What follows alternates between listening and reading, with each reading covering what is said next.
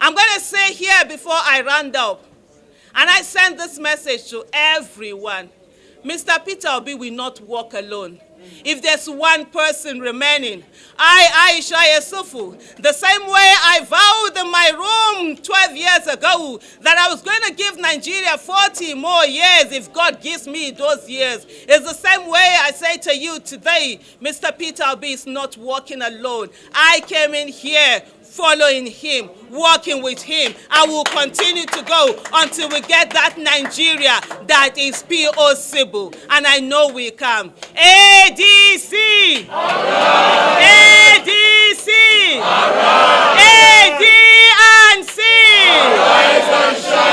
ADC will give that. And dear Nigerians, we are in here. Coconut head don't enter. Forget that grammar when you take here. You see, as we enter this party, so we know they agree for anybody.